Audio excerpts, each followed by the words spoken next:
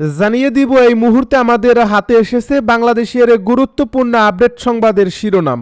শুরুতেই থাকছে হঠাৎ অসুস্থ বিএনপি নেতা মির্জা ফখরুল। এবারে জানিয়ে দিব আওয়ামী লীগ ব্যক্তিগত ও দলীয় স্বার্থে হাদিকে হত্যা করেছে দাবি সালাউদ্দিন বাবুর। এবারে থাকছে তারেক রহমানের অপেক্ষায় পুরো বাংলাদেশ। আরও জানাবো যশোরে নিখোঁজ পুলিশ সদস্য 22 দিন পর মরদেহ মিলল পঞ্চগড়ে। সব শেষে জানিয়ে দিব সাবেক মন্ত্রী আনিসের বাড়িতে আগুন ও ভাঙচুর। এতক্ষণ শুনছিলেন হাতে থাকা আপডেট সংবাদের শিরোনাম, এবারে বিস্তারিত। তবে তার আগে অনুরোধ রইল ভিডিওটিতে একটি লাইক এবং কমেন্ট করে জানিয়ে দিন ভিডিও সম্পর্কে আপনার মূল্যবান মতামত। আরও জানিয়ে দিন ভিডিওটি কোথা থেকে দেখছেন বা কোন জেলা থেকে দেখছেন। হঠাৎ অসুস্থ বিএনপি নেতা মির্জা ফখরুল। বিএনপি মহাসচিব মির্জা ফখরুল ইসলাম আলমগীর হঠাৎ অসুস্থ হয়ে পড়েছেন। শুক্রবার গভীর রাতে তিনি ভাইরাসজনিত সংক্রমণে আক্রান্ত হন। শনিবার দলের মিডিয়া সেলের সদস্য সাইরুল কবির খান বিষয়টি নিশ্চিত করেন। তিনি জানান, চিকিৎসকদের পরামর্শ অনুযায়ী মির্জা ফখরুল বর্তমানে নিজ বাসা থেকে চিকিৎসা নিচ্ছেন। তার শারীরিক অবস্থা সার্বক্ষণিক পর্যবেক্ষণে রাখা হয়েছে এবং প্রয়োজনীয় চিকিৎসা দেওয়া হচ্ছে। তিনি জানান, আপাতত চিকিৎসকের নির্দেশনা অনুযায়ী তাকে পূর্ণ বিশ্রামে থাকতে বলা হয়েছে। এর আগে শুক্রবার রাতে বিএনপি চেয়ারপারসনের গুলশানের রাজনৈতিক কার্যালয়ে দলের স্থায়ী কমিটির বৈঠক শেষে সাংবাদিকদের সঙ্গে কথা বলেন মির্জা ফখরুল। এ সময় তিনি বৈঠকে গৃহীত সিদ্ধান্তগুলো গণমাধ্যমের সামনে তুলে ধরেন। আওয়ামী লীগ ব্যক্তিগত ও দলীয় স্বার্থে হাদিকে হত্যা করেছে দাবি সালাউদ্দিনের। বিএনপির কেন্দ্রীয় কমিটির সহ পরিবার কল্যাণ বিষয়ক সম্পাদক এবং ঢাকা 19 আসনের বিএনপি মনোনীত প্রার্থী ডাক্তার দেওয়ান মোহাম্মদ সালাউদ্দিন বাবু বলেছেন, জুলাই যোদ্ধা ও ইনকিলাব মঞ্চের মুখপাত্র শরীফ ওসমান হাদিকে আওয়ামী লীগ ব্যক্তিগত ও দলীয় স্বার্থে পরিকল্পিতভাবে হত্যা করেছে। কাঠগড়া স্কুল অ্যান্ড কলেজ মাঠে আয়োজিত এক ক্রিকেট খেলায় প্রধান অতিথির বক্তব্যে সব কথা বলেন তিনি। ডক্টর দেওয়ান মোহাম্মদ সালাউদ্দিন বাবু বলেন, শরীফ ওসমান হাদি ছিলেন একজন সাহসী জুলাই যোদ্ধা, দেশপ্রেমিক ও জনপ্রিয় তরুণ রাজনৈতিক নেতা। ফ্যাসিবাদী শাসনের বিরুদ্ধে তার আপোষহীন অবস্থান এবং সাধারণ মানুষের পক্ষে তার সোচ্চার ভূমিকার কারণেই তাকে নির্মমভাবে হত্যা করা হয়েছে। এটি কোনো বিচ্ছিন্ন ঘটনা নয়, বরং বিরোধী মত দমনে আওয়ামী লীগের ধারাবাহিক রাজনৈতিক হত্যাকাণ্ডেরই অংশ। তিনি আরও বলেন, হাদি ছিলেন জাতির একজন বীর সন্তান। তার কণ্ঠে ছিল নিপীড়িত মানুষের আর্তনাদ। তার কলম ও বক্তব্যে উঠে আসত অন্যায় অবিচারের বিরুদ্ধে প্রতিবাদ। এ কারণেই তাকে টার্গেট করে হত্যা করা হয়েছে। এই হত্যাকাণ্ডের সঙ্গে জড়িত প্রত্যেককে দ্রুত গ্রেপ্তার করে আইনের আওতায় এনে সর্বোচ্চ শাস্তি নিশ্চিত করতে হবে। বিএনপির এই নেতা অভিযোগ করে বলেন, আওয়ামী লীগ ক্ষমতায় থাকাকালীন সময় ধরে বিরোধী রাজনৈতিক নেতাকর্মীদের দমন পীড়ন, গুম, খুন ও হামলার রাজনীতি চালিয়ে আসছে। হাদি হত্যাকাণ্ড তারই জঘন্য উদাহরণ। জনগণ আজ এই রক্তের রাজনীতি থেকে মুক্তি চায়। সরকারের প্রতি আহ্বান জানিয়ে তিনি বলেন, এ হত্যাকাণ্ডের সুষ্ঠু ও নিরপেক্ষ তদন্ত নিশ্চিত করতে হবে। কোনো প্রভাবশালী মহল যেন দায় এড়াতে যেতে না পারে, সেদিকে নজর দিতে হবে। বিচারহীনতার সংস্কৃতি বন্ধ না হলে দেশে গণতন্ত্র ও আইনের শাসন প্রতিষ্ঠা সম্ভব নয়।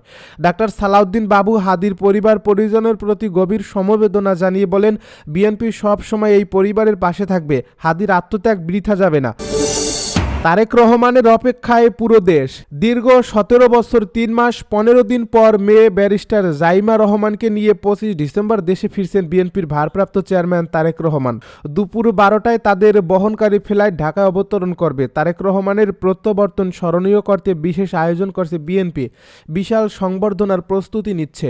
এর মধ্যে রাজধানীর খিলক্ষেত থানাধীন 300 ফুটে সংবর্ধনা দেওয়া হবে বলে জানা গেছে।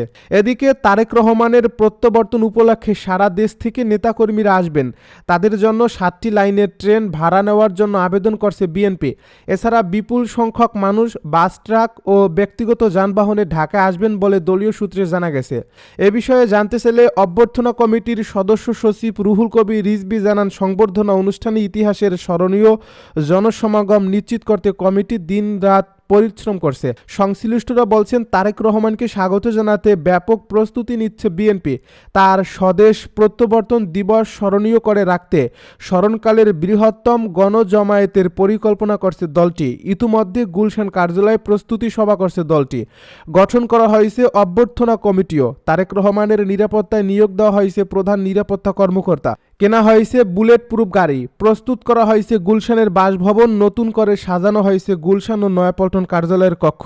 বিএনপির দায়িত্বশীল নেতারা জানিয়েছেন, স্বৈরাচার হাসিনার রোষানলে পরে দীর্ঘদিন লন্ডনে নির্বাসিত জীবন শেষে তারেক রহমানের ঘোষণায় জেলায় জেলায় তৃণমূল নেতাকর্মীদের মধ্যে তৈরি হয়েছে উচ্ছ্বাস।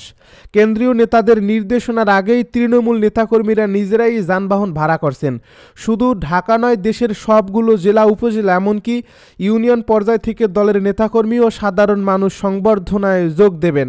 তার বাস, ট্রাক, মাইক্রোবাস, লঞ্চ, ট্রেন ও বিমানযোগে আসবেন। উত্তরাঞ্চলের জেলা উপজেলা থেকে আসা নেতাকর্মীদের গাড়িবহর টঙ্গীর ইজতেমা মাঠে রাখা হবে। সেখান থেকে হেঁটে বিমানবন্দর সড়কে জড়ো হবেন তারা। সাধারণ মানুষের যানজটের ভোগান্তি এড়াতে তারেক রহমানের ফেরার ক্ষণটি বড়দিনের ছুটিকে বেছে নেওয়া হয়েছে। বিমানবন্দরে ভিআইপি লাউঞ্জে দলের সিনিয়র নেতারা থাকবেন।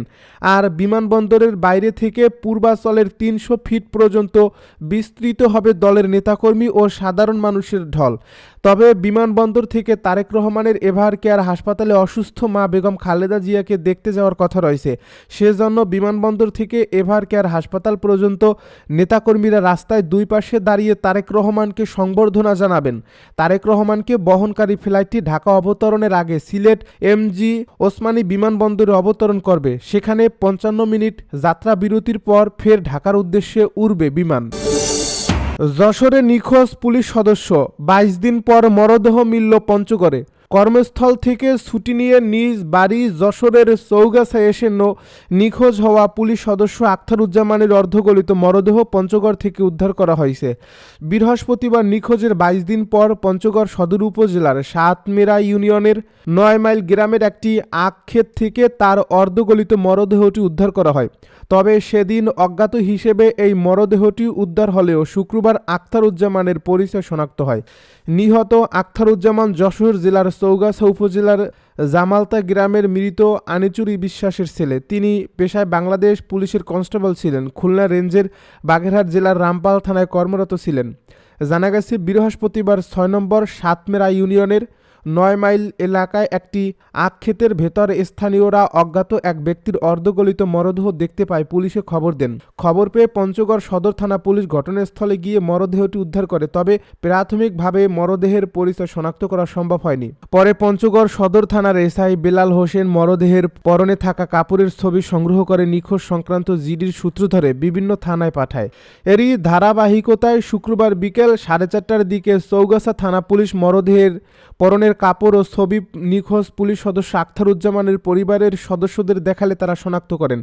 নিহত পুলিশ কনস্টেবল আখতারুজ্জামানের শ্যালক মামুনুর রশিদ বলেন, নিহতের পরিহিত পোশাক ও সঙ্গে থাকা অন্যান্য সরঞ্জাম দেখে আমরা মৃতদেহটি শনাক্ত করেছি। এটি আমার দুলাভাইয়ের মরদেহ। সাবেক মন্ত্রী আনিসের বাড়িতে আগুন ও ভাঙচুর। নতুন রাজনৈতিক জোট জাতীয় গণতান্ত্রিক ফ্রন্টের প্রধান ও সাবেক মন্ত্রী ব্যারিস্টার আনিসুল ইসলাম মাহমুদের গ্রামের বাড়িতে অগ্নিসংযোগ ও ভাঙচুরের ঘটনা ঘটেছে। শুক্রবার দিবাগত রাতে চট্টগ্রামের হাটহাজারী উপজেলার গুমান মর্দন ইউনিয়নের সাদেকনগর গ্রামে এই ঘটনা ঘটে। বিষয়টি নিশ্চিত করেছেন জেলা পুলিশের অতিরিক্ত পুলিশ সুপার কাজী তারেক আজিজ। তিনি বলেন, মধ্যরাতের দিকে কে বা কারা ব্যারিস্টার আনিসুল ইসলাম মাহমুদের গ্রামের বাড়িতে অগ্নিসংযোগ করে। এতে দুতলা বাড়ির 2টি কক্ষ এবং একটি গাড়ি পুড়ে গেছে। এদিকে অগ্নিকাণ্ডের খবর পেয়ে fire service and civil defence Hathazari স্টেশনের senior station officer Mohammad Abdul মান্নানের নেতৃত্বে একটি ইউনিট ঘটনাস্থলে পৌঁছে আগুন নিয়ন্ত্রণ করে।